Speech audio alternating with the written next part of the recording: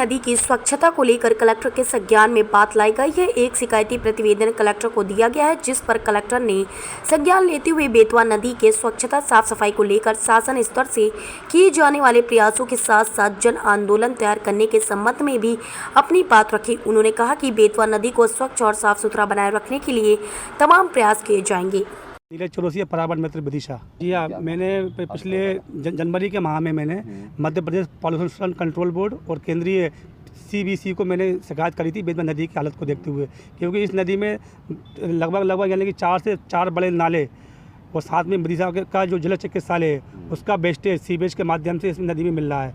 उसकी शिकायत मैंने केंद्रीय प्रदूषण बोर्ड एवं मध्य प्रदेश प्रदूषण बोर्ड को की थी, जिसके बिहाफ पे उन्होंने 22 तारीख को इस नदी के से नमूने लिए गए थे। 3 घाट के नमूने लिए गए थे, जिसमें रामघाट, पीलिया चौर घाट का नाला और हनुमान घाट। अभी जिस जगह हम खड़े हैं ये हनुमान घाट का क्षेत्र है। यहाँ पर आप देख रहे हैं वर्तमान में जिस नदी की हालत क्या है। इस नदी पूरी तरीके से सड़ान मार रही है और काई और जलकुंभी इसके ऊपर आ गई है, जो कि छूने योग्य भी नहीं है। अब चूँकि आज विषय ये है कि आज 2 महीने के बाद, जनवरी के बाद, आज मुझे मार्च के अंतिम सप्ताह में मुझे आज मध्य प्रदेश केंद्रीय CBC केंद्रीय प्रदूषण नियंत्रण बोर्ड की आज मुझे एक रिपोर्ट प्राप्त हुई है।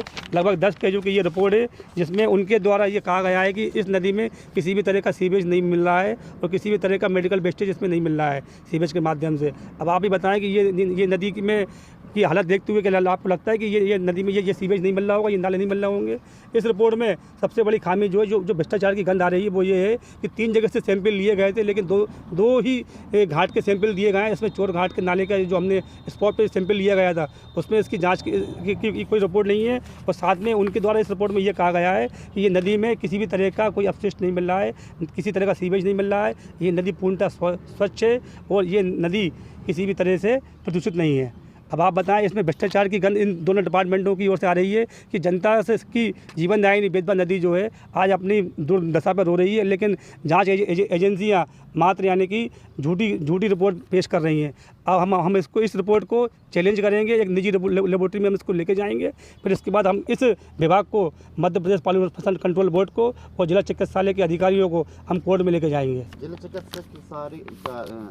चिकित्सालय के अधिकारियों द्वारा क्या रिपोर्ट दी गई? जिला चिकित्सालय का जब Madhya Pradesh pollution board control board की जहाँ पर टीम आई थी, तो हम उनके साथ गए थे।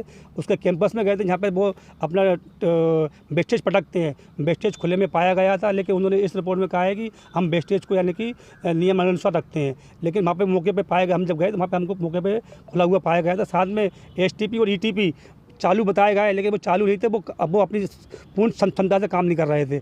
लेकिन इस रिपोर्ट में उन्होंने कहा है कि वो पूर्ण क्षमता से काम कर रहे थे और उनका खुला वेस्टेज जो है बाकायदा वो बंद था, किसी तरह खुला नहीं था। लेकिन वो भी यानी कि हमारे पास उसकी रिकॉर्डिंग है और फुटेज है, हम उसको भी चैलेंज करेंगे, उनकी रिपोर्ट को भी।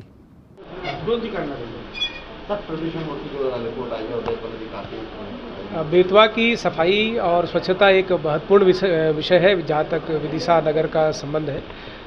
मुझे एक जानकारी मिलाया गया है कि इसके संबंध में पूर्व में प्रदूषण नियंत्रण बोर्ड में एक कंप्लेंट दर्ज की गई थी, उसका एक प्रतिवेदन मुझे प्राप्त हुआ है। मैं उसका परीक्षण करता हूँ कि उसमें क्या आउटकम्स है और उसके बाद में उसके जो भी रेगुलेटरी काम हो सकते हैं वो किए जाएंगे। और बेतवा की साफ़ सफाई को लेकर के अगर कोई जन आंदोलन खड़ा किया जा सकता है, लोगों के सहयोग से कोई बेहतर काम किया जा सकता है, तो उस दिशा में भी निश्चित रूप से काम करेंगे।